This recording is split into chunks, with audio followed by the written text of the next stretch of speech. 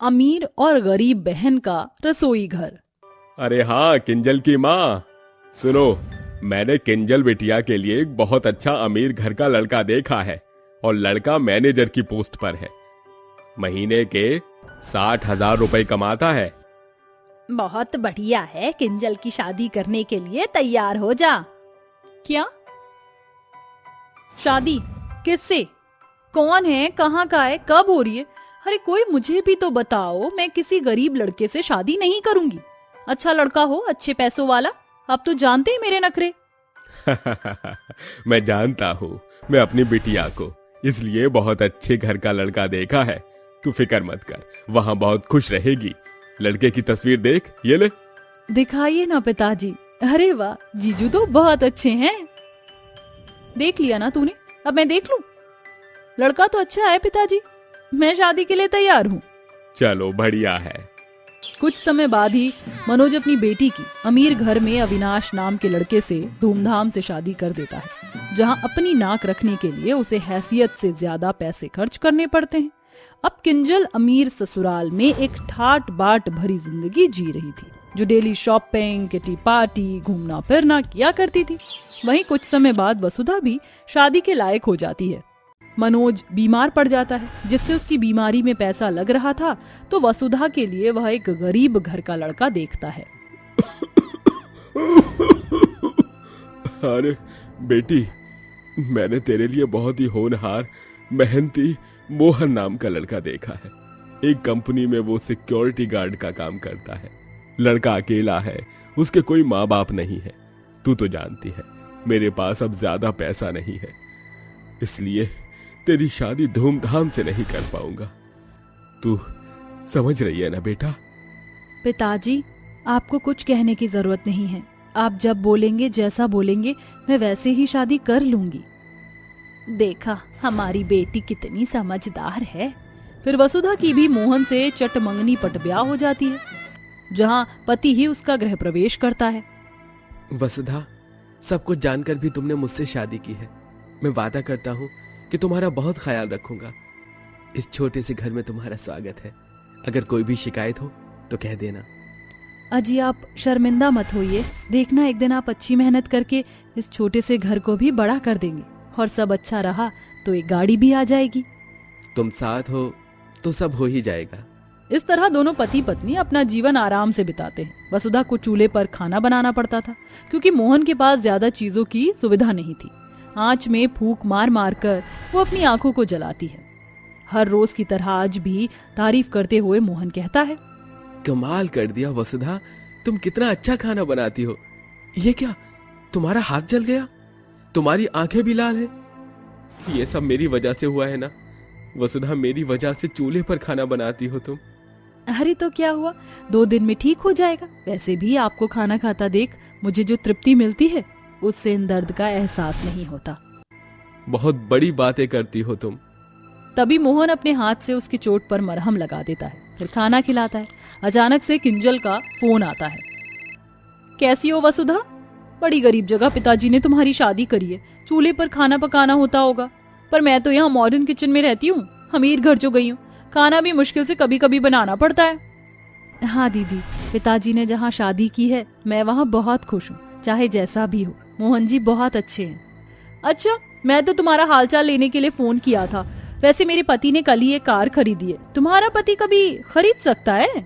हाँ खैर छोड़ो, वो तो सिक्योरिटी गार्ड की नौकरी करता है ना। चलो ये आ गए, मैं जाती हूँ। अपनी बहन को नीचा दिखाने की वजह से किंजल कॉल करती है। ये बात वसुधा को समझ आ जाती है। अगले दिन उसका पति अपनी सिक्योरिटी गार्ड की नौकरी करने चला जाता है, जहाँ किंजल का पति मैनेजर था। तो दोनों का भी अभी तक आमना सामना नहीं हुआ था। तभी जोमेटो डिलीवरी वाला मोहन को खाना देता है। लगता है मालिक का खाना है, देकर आता हूँ। मोहन बॉस को खाना देता है। मालिक, आपका खाना आया है। बुरा न माने मालिक तो कुछ पूछूं? आप घर का खाना क्यों नहीं खा रहे? अरे क्या बताऊं मोहन, घर का खाना आजकल मुझे अच्छा ही नहीं लग रहा है। मुझे कुछ अच्छा सा खाना है जिसे खाकर जन्नत मिले। बोर हो गया था तो बाहर से खाना ऑर्डर कर लिया। अब देखो ये कैसा है। ठीक है मालिक, मैं चलता हूँ। मोहन चला जाता है। जावेद खाना खाता है, उसे वो भी अच्छा नहीं लगता। तभी मोहन फिर आता है। मालिक, आपसे कपूर साहब मिलने आए हैं, तो मैं बताने आ गया। क्या हुआ मालिक, आप उदास हैं? खाना अच्छा नहीं लगा आपको? अरे मोहन, 2-3 जगह से खाना ऑर्डर कर लिया, मुझे ये खाना भी अच्छा नहीं लग रहा। मैं क्या करूं समझ नहीं आ रहा है। अब तुम ही कुछ करो। अरे मालिक, मेरी पत्नी वसुधा बहुत अच्छा खाना बनाती है। आप हाँ करें तो मैं घर से खाना ले आऊं कल आपके लिए? हाँ हाँ बिल्कुल ले आओ। तुम्हारी बातों से मुझ में उम्मीद सी जाग गई है। अगले दिन मोहन वसुधा का बनाया हुआ खाना बॉस को खिलाता है, जो एक निवाले में ही उसे पसंद आ जाता है और जल्दी जल्दी खाकर उंगलियां चाट लेता है।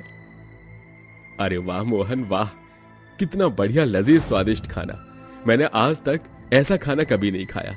मेरी पत्नी तक ने नहीं बनाया, न मुझे बाहर मिला। मजा आ गया। तुम्हारी पत्नी सच में अच्छा खाना बनाती है। कल भी लाओगी मेरे लिए? बिल्कुल मालिक। फिर मोहन अगले दिन अपने मालिक को पत्नी के हाथ का खाना खिलाता है। तभी मैनेजर अविनाश फाइल रखते हुए कहता है, मालिक, अरे मालिक साहब, 2 दिन से देख रहा हूँ आप इस सिक्योरिटी के गरीब का घर का खाना खा रहे हैं। ऐसी क्या मजबूरी आ गई? आप मुझे कह देते, मैं अपनी पत्नी से कल खाना बनवा कर लाऊंगा आपके लिए। अच्छा ऐसा है तो ले आना, तुम्हारे घर का खाना भी चख लूंगा। खाना कैसा भी हो, इसमें अमीर और गरीब करने की क्या जरूरत है अविनाश। मोहन तुम जाओ। मोहन टिफिन लेकर चला जाता है। अविनाश किंजल से शाम को कहता है, किंजल, कल मुझे अपने बॉस को खाना खिलाना है, तो बढ़िया खाना बनाना, रोज की तरह। ये नहीं कभी नमक कम कभी ज्यादा। मेरी प्रमोशन का सवाल है। ठीक है, ताना मत मारो, पनीर कोफ्ता दाल मखनी बना दूंगी।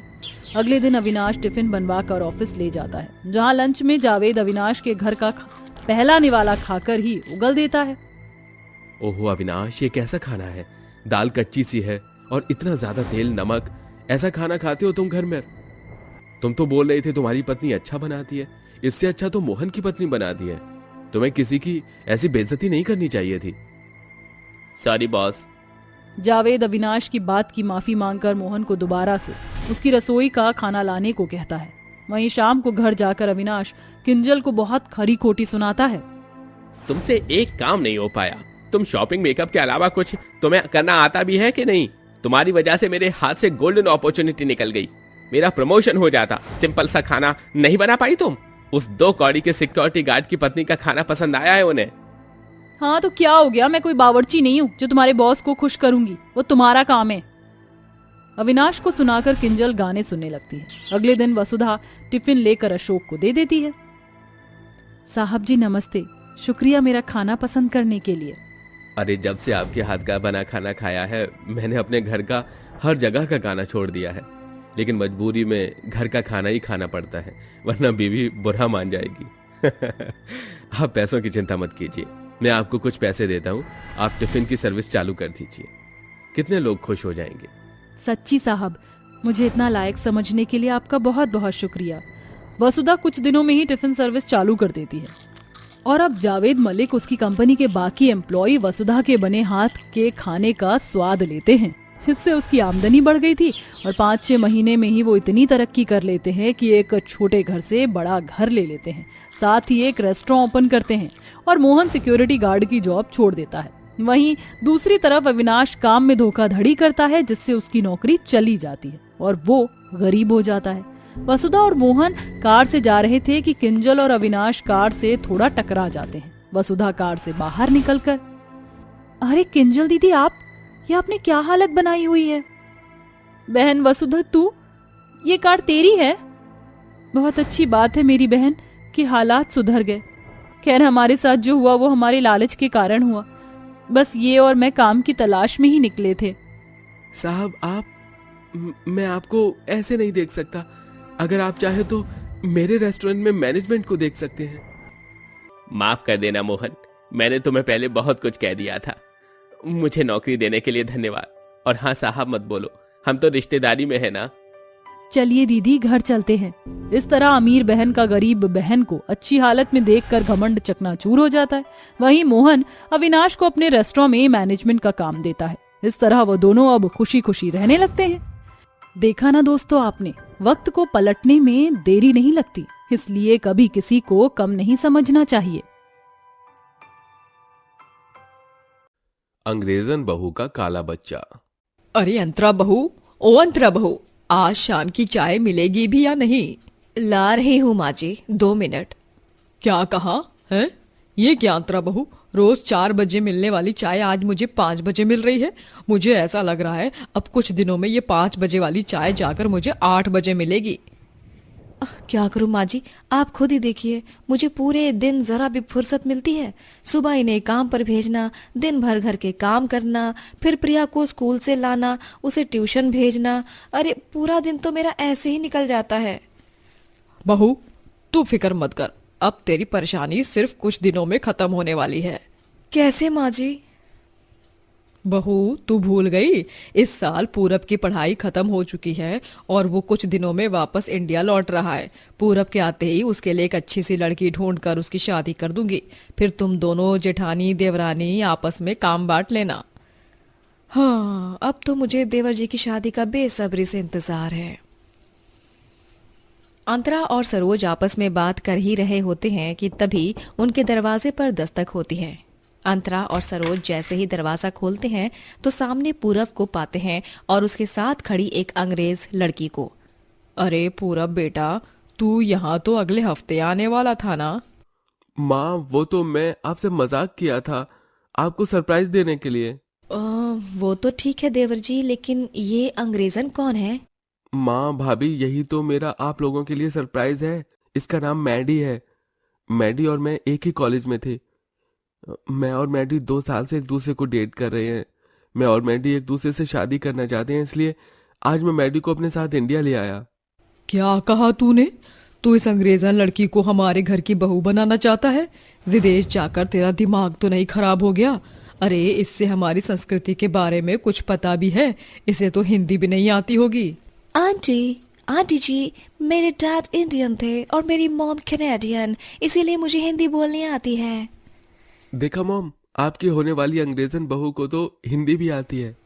लेकिन देवर जी जरा सोचिए, लोग क्या कहेंगे? हमारी तो पूरे मोहल्ले में बेइज्जती हो जाएगी। भाभी हम जमाने का क्यों सोचें? हमें जमाने से नहीं अपने परिवार से मतलब है। अगर मैं शादी करूंगा तो सिर्फ मैडी से, वरना जिंदगी भर कुआरा ही रहूंगा। अपने बेटे की जिद के आगे सरोज को झुकना ही पड़ता है, जिसके बाद कुछ दिनों में सरोज अपने बेटे पूरब और उसकी अंग्रेजन गर्लफ्रेंड मैडी की शादी करवा देती है। ऐसे ही दिन गुजरने लगते हैं और एक दिन, कुछ भी बोलो सरोज बहन, तुम्हारी बहू अंग्रेजन जरूर है लेकिन खाना काफी अच्छा बना लेती है। हमारे पूरे मोहल्ले में तो बस आपके अंग्रेजन बहू के ही चर्चे हैं। मैडी की तारीफ सुन अंतरा को बिल्कुल भी अच्छा नहीं लगता। मैडी के अंग्रेज होने की वजह से अंतरा उसे बिल्कुल भी पसंद नहीं करती और उसके खिलाफ हमेशा अपनी सास के कान भरती रहती। माँ जी, आपकी अंग्रेजन बहू ने तो पूरे मोहल्ले में हमारी नाक कटवा दी। क्यों अंतरा बहू, क्या हुआ? माँ जी, अभी बाहर से आ रही हूँ, आपको पता है लोग हमारे घर के बारे में किस किस तरह की बातें कर रहे हैं। आपने इसे देखा है कि कैसे ये पूरे दिन छोटे छोटे कपड़े पहनकर घूमती है और बाहर जाती है। अब तो हमारे घर के बाहर लड़के गोला बनाकर बैठते हैं और इस महारानी के बाहर निकलने का इंतजार करते हैं। क्या? हाँ माँ जी। अंतरा की बात सुन सरोज गुस्से में मैडी को बुलाती है। क्या हुआ माँ जी, आपने मुझे बुलाया? सुन मेरी अंग्रेजन बहू, आज मैं तुझे एक बात समझा रही हूँ। ये तेरा कोई विदेश नहीं, हमारा देश है और यहाँ की बहू बेटियाँ ऐसे छोटे छोटे कपड़े नहीं पहनती हैं। अगर तुझे इस घर में रहना है तो सूट सलवार और साड़ी पहननी होगी, वरना अपना बोर या बिस्तर बांध कर तू यहाँ से जा सकती है। अपनी सास का ऐसा रवैया देख मैडी को काफी बुरा लगता है। पूरब भी काम के सिलसिले में अक्सर घर से बाहर ही रहता था, जिसके चलते मैडी पूरब से इस बारे में कुछ नहीं कह पाती। अपनी सास के कहने पर मैडी साड़ी पहनना शुरू कर देती है, जिसे देख सरोज बहुत खुश होती है। लेकिन अपनी जलन के कारण अंतरा सरोज को मैडी के खिलाफ भड़काना नहीं छोड़ती। क्या हुआ मैडी बहू, मैं कब से देख रही हूँ तो उल्टी पर उल्टी करी जा रही है। तेरी तबीयत तो ठीक है? पता नहीं माँ जी, सुबह से दिल मचल रहा है और कुछ खट्टा खाने का भी मन हो रहा है। क्या सच में बहू, तेरा खट्टा खाने का मन हो रहा है? हे भगवान, तूने सुन ली मेरी। अंतरा बहू, जा मिठाई ले आ, तेरी देवरानी पेट से है। ऐसे ही समय गुजरता रहता है। मैडी के डिलीवरी के दिन करीब आ रहे होते हैं। मैडी के प्रेगनेंसी की वजह से सरोज अंतरा से दिन भर मैडी का ख्याल रखवाती और मैडी को घर का एक भी काम करने नहीं देती, जिससे अंतरा को बहुत गुस्सा आता। मैडी चाची, आपका पेट इतना मोटा कैसे हो गया? प्रिया बेटा, तुम्हारा छोटा भाई आने वाला है ना, इसीलिए। क्या सच्ची? अब तो मैं अपने छोटे भाई के साथ खूब खेलूंगी और मस्ती भी करूंगी। प्रिया, यहाँ क्या कर रही है? कल तेरा टेस्ट है ना, जाकर पढ़ाई कर। कितनी बार कहा है इस अंग्रेजन के आसपास मत भटका कर। क्या हुआ भाभी, आप ऐसा क्यों बर्ताव कर रही हैं? तू तो चुप ही कर। जब से घर में आई है तब से हर किसी को अपनी तरफ आकर्षित करके रखा है। माँ जी भी पूरा दिन मैडी मैडी करती रहती हैं। मैं तेरी कोई नौकरानी हूँ जो तेरी सेवा करने के लिए 24 घंटे तेरे आसपास रहूं? आज के बाद अपने सारे काम खुद करेगी तू, समझी? अपनी भाभी का ऐसा बर्ताव देख मैडी को काफी बुरा लगता है, लेकिन वो कुछ नहीं कहती। दिन गुजरते हैं, महीने बीतते हैं और वो दिन आ जाता है जिस दिन मैडी की डिलीवरी होती है। डिलीवरी के बाद सबको पता चलता है कि मैडी ने एक बेटे को जन्म दिया है, लेकिन अंतरा और सरोज जैसे ही मैडी के बच्चे को देखती है तो उनकी आंखें फटी की फटी रह जाती हैं, क्योंकि अंग्रेजन होने के बावजूद भी मैडी ने एक काले बच्चे को जन्म दिया था। हे भगवान, ये क्या माँ जी, इसने तो एक काले बच्चे को जन्म दिया है। ये सब क्या है मैडी? मुझे नहीं पता माँ जी। इसे पता भी कैसे होगा माँ जी? मैंने तो आपको पहले ही कहा था कि इसकी हरकतें मुझे ठीक नहीं लगती। देखा, किसी और के पाप को ये हमारे घर का वारिस बना रही है। मैडी, आज तक अंतरा ने मुझे जो कुछ भी कहा उसे मैंने अनसुना किया, लेकिन आज तो सारी हदें ही पार हो गई। अब तुझे घर आने की कोई जरूरत नहीं है इस पाप को लेकर। माँ जी, ऐसा मत करिए। मैं अपने बच्चे को लेकर कहाँ जाऊंगी? बाहर ठंड का मौसम हो रहा है। मर या जी, लेकिन तुझ जैसी बचलन के लिए हमारे घर में अब कोई जगह नहीं है। इतना कहकर अंतरा सरोज वहां से चले जाते हैं और बेचारी मैडी रोते हुए अपने बच्चे को लेती है और अस्पताल के बाहर आकर सड़कों पर ठंड में कपकपाते हुए इधर से उधर भटक रही होती है। अब मैं क्या करूं? मैं अपने बच्चे को लेकर कहाँ जाऊं? Oh god, please help me. Maddy कपकपाते हुए सड़क पर भटकी रही होती है कि तभी उसके बगल से एक गाड़ी निकलती है, जिसमें और कोई नहीं बल्कि मैडी की ननद अनीता होती है। अपनी भाभी को अपने बच्चों के साथ ऐसे ठंड में रोड पर भटकता देख अनीता जल्दी से मैडी के पास जाती है। ठंड से मैडी और उसके बच्चे की हालत बहुत खराब होती है। अनीता जल्दी से मैडी और उसके बच्चे को हॉस्पिटल लेकर जाती है और पूरब को कॉल करती है। थोड़ी देर में पूरब फ्लाइट पकड़ के आ जाता है और मैडी को भी होश आ जाता है। मैडी, क्या हो गया तुम्हें? तुम्हारी ऐसी हालत कैसे हुई? इतनी ठंड में तुम सड़क पर क्या कर रही हो? पूरब के पूछने पर मैडी पूरब को सारी चीज बता देती है, जिसे सुन पूरब गुस्से में अपने घर जाता है। भाभी, माँ, आप लोगों की हिम्मत कैसे हुई मेरी पत्नी और मेरे बच्चे के साथ ऐसा करने की?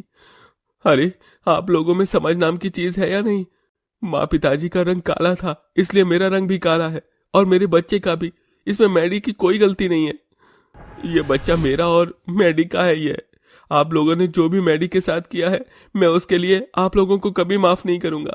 आज के बाद मैं और मैडी इस घर में कभी नहीं आएंगे। अरे नहीं पूरब बेटा, ऐसा मत कर। तेरी बात सुन, मुझे मेरी गलती का एहसास हो गया है, मुझे माफ कर दे। हाँ देवर जी, मुझे भी माफ कर दीजिए। सबसे ज्यादा गलती तो मेरी ही है, लेकिन आज मुझे अपनी गलती का एहसास हो गया। मैंने अपने जलन की वजह से मैडी के साथ बहुत गलत किया। अंतरा और सरोज जल्दी से अस्पताल जाते हैं और मैडी से माफी मांगते हैं। मैडी अपनी सास और जेठानी को माफ कर देती है, जिसके बाद अब सब खुशी खुशी रहते हैं।